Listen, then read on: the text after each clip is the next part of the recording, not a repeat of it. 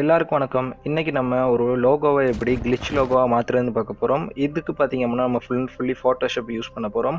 Also இது பார்த்தீங்க அப்படின்னா நம்மளுடைய ஃபோட்டோஷாப் டுட்டோரியல்ல நம்மளுடைய முதலாவது வீடியோ. ஸோ இந்த வீடியோக்கு எவ்வளோ ரெஸ்பான்ஸ் வருதுன்னு பார்க்கலாம். ஏன் அப்படி சொல்றேன்னா போன வீடியோக்கு பார்த்தீங்கன்னா ரொம்பவே கம்மி. போன வீடியோ பார்த்தீங்க அப்படின்னா கிளிச் இன்ட்ரோ எப்படி பண்ணுறதுன்னு போட்டிருக்கோம். ஸோ பார்க்கலன்னா ஐ கார்டு கொடுக்குறேன். ஸோ மறக்காமல் பார்த்துக்கோங்க. இதுக்கு பார்த்தீங்க அப்படின்னா உங்கள்கிட்ட ஒரு லோகோ இருக்கணும். ஸோ அந்த லோகோ பார்த்தீங்க அப்படின்னா நீங்கள் வந்து நார்மலாக பண்ணி வச்சுக்கோங்க. உங்களுடைய யூடியூப் சேனலாக இருக்கலாம், இல்லைனா உங்கள் சர்வருக்கான லோகோ இருக்கலாம். எதுவாக இருந்தாலுமே அது வந்து லோகோ பிஎன்ஜி ஃபைலாக வச்சுக்கோங்க டிரான்ஸ்பரண்ட்டாக. ஸோ டிரான்ஸ்பரண்ட்டாக இருந்தால் இன்னும் ஈஸியாக இருக்கும் நமக்கு பண்ணுறதுக்கு. இல்லை நீங்கள் இப்போ தான் ஃபெஸ்ட்டுக்கு நீங்கள் வந்து லோகோ ரெடி பண்ண போகிறீங்க அப்படின்னாலும் இந்த வீடியோ உங்களுக்கு யூஸ்ஃபுல்லாக இருக்கும். ரொம்ப ஓவராக பேசிட்டோம், வாங்க வீடியோக்குள்ளே போகலாம்.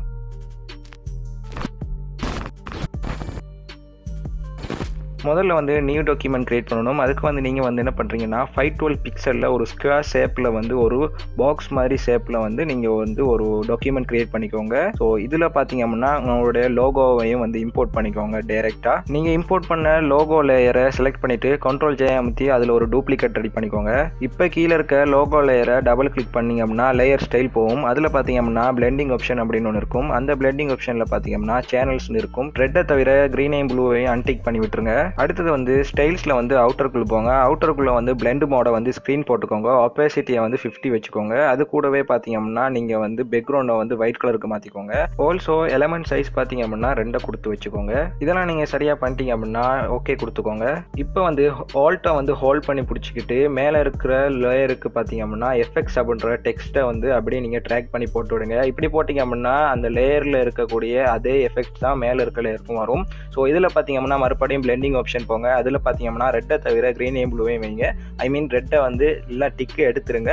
ரெட்டையும் எடுத்துட்டீங்க அப்படின்னா க்ரீனும் ப்ளூவும் மட்டும் இருக்கும். இப்போ மேலே இருக்க லேயரை செலக்ட் பண்ணி வச்சுக்கிட்டு Ctrl Shift ஹோல்ட் பண்ணிக்கிட்டு ரைட் அரோவை ஒன்ஸ் நீங்கள் வந்து டேப் பண்ணுங்கள். இப்போ வந்து பேக்ரவுண்ட் கலருக்கு பார்த்தீங்க அப்படின்னா சாலிட் கலரில் போய்ட்டு பிளாக்கை வச்சுக்கோங்க. ஏன் அப்படின்னா கிளிச் எஃபெக்ட்ஸ் வந்து பிளாக்ல கொஞ்சம் பார்க்க நல்லாவே இருக்கும்.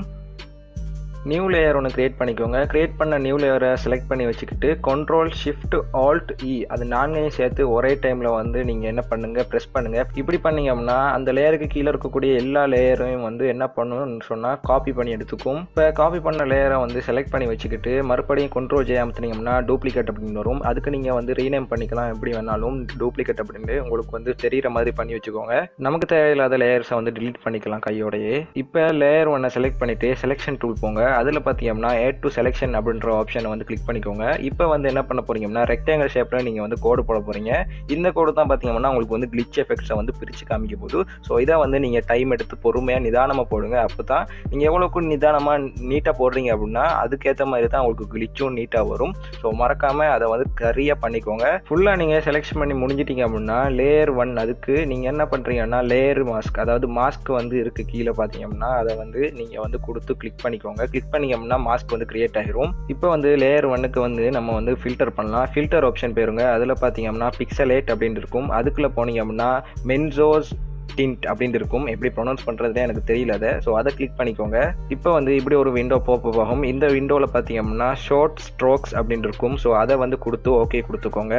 இப்போ வந்து Ctrl-ஐயும் Shift-ஐயும் ஹோல்ட் பண்ணி ரைட் ஆரோவை ஒர்க்காக டேப் பண்ணுங்கள். பண்ணிவிட்டு என்ன பண்ணுறீங்கன்னா அந்த லேயர் 1 டூப்ளிகேட்டுக்கு மேலே கொண்டு வந்துடுங்க.